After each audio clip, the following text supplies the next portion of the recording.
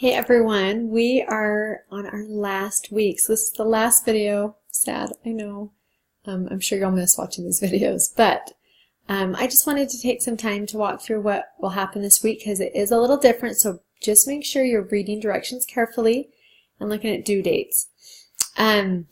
First, I just want to show you, if I can get this screen on here.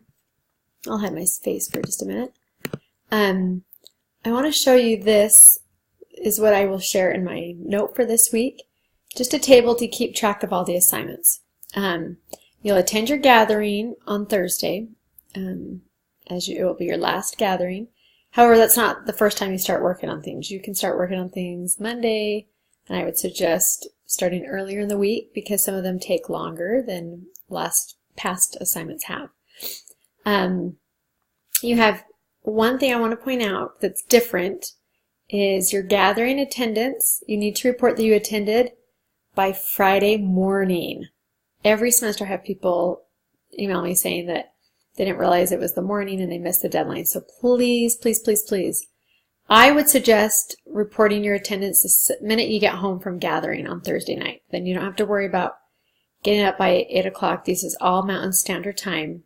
Because you might have to try to figure out. I would just suggest get home from your gathering and go in and record that you attended. Then everything else is due Friday night. So be working on it all week long. Don't wait until Friday or you will not be able to get it all done and definitely not get it done effectively. I'm going to talk about the personal revelation assignment. It's due Friday night at 11.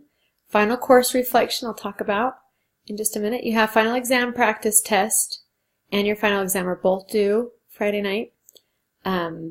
And I'm not sure, let me take this to, I'm not sure why that row is in there. Okay, then you have your post-course survey. It's instead of your learning report, you'll do something similar to this and the end of course evaluation. So they're both similar, but you'll see the end of course evaluation. You don't have to, for some reason, it's not due until 11:59. If I were you, I would just, in your mind, think everything's due at 11. So I kind of explain what each thing is down here in the bullet points. Attend your gathering, submit your report that you attended. Everything else, 11 o'clock except for end of course evaluation. I'm going to talk about these two, so I'm just, in a second. Briefly, I'm going to tell you the final exam practice test can be taken as many times as you want, and you can use notes.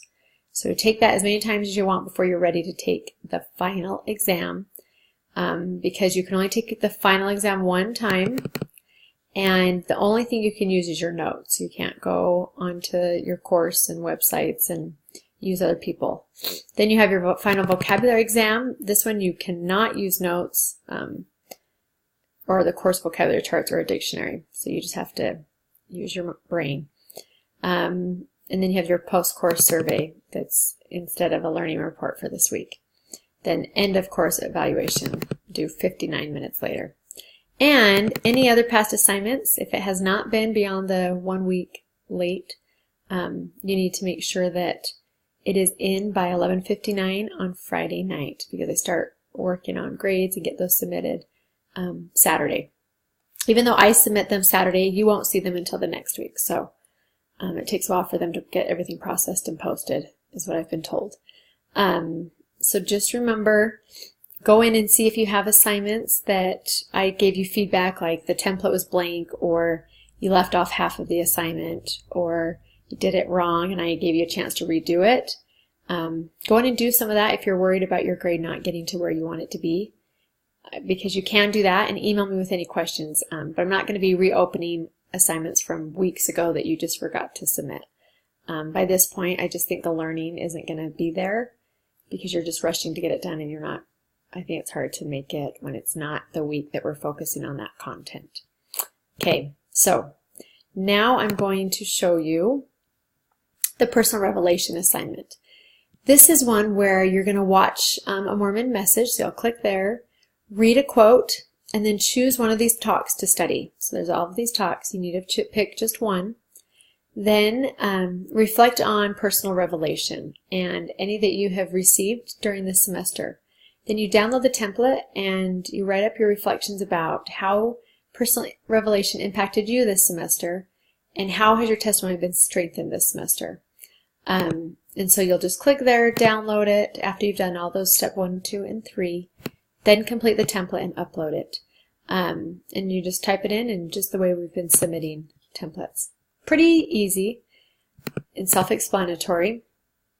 The other one, which is one of my favorites, I think of it as kind of your portfolio of everything you've learned this semester. So it's called the Final Course Reflection. I think this is even more valuable than the final exam. So I would suggest you take a lot of time on this. You download the template, and there are 4 parts to this. So you'll see it's a long template. So like I said, start it today. Start working on it.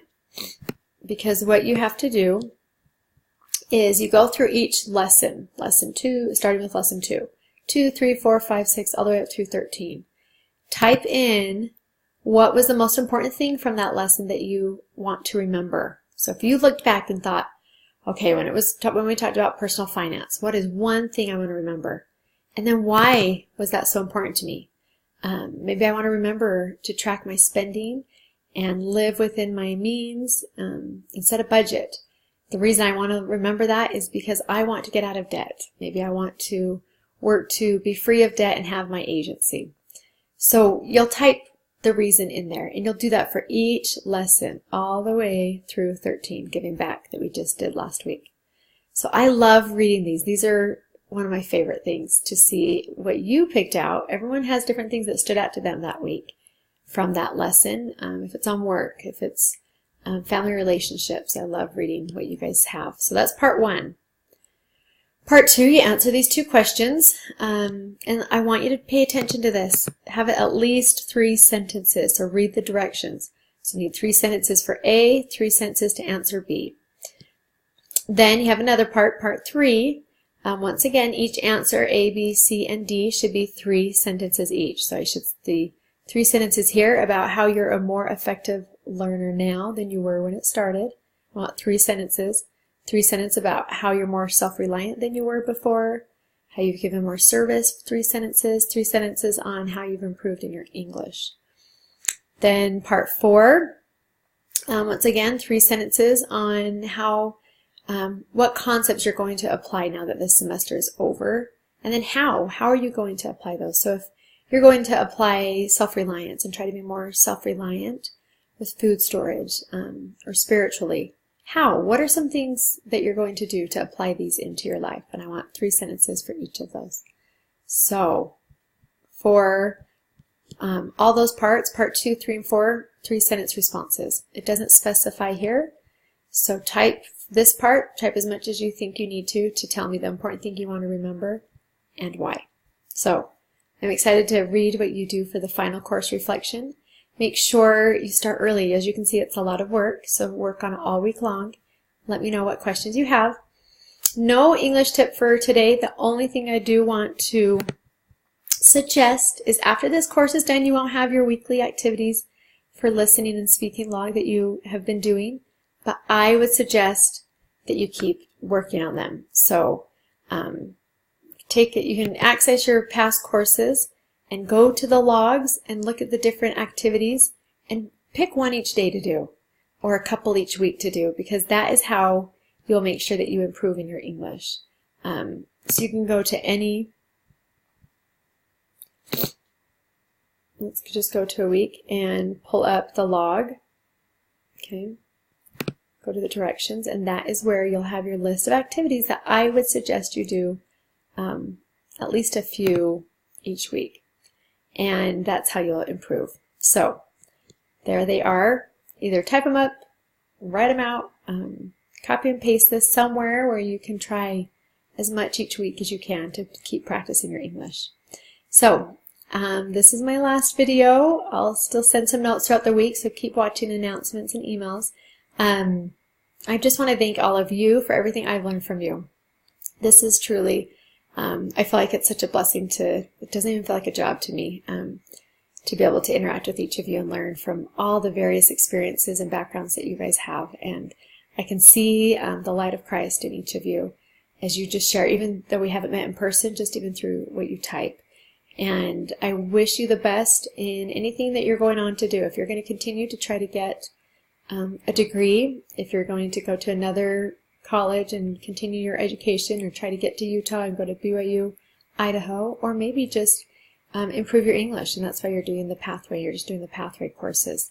Whatever it is, best of luck. Remember that you are loved, that your Heavenly Father loves you, and I'm here. If you have my email, coltonal@byui.edu. Email me. I would love to hear things about how your family's doing, any success that you have, or even if you're having a hard time in a class down the road in the future, email me, and I would love to hear from you. Bye, everyone.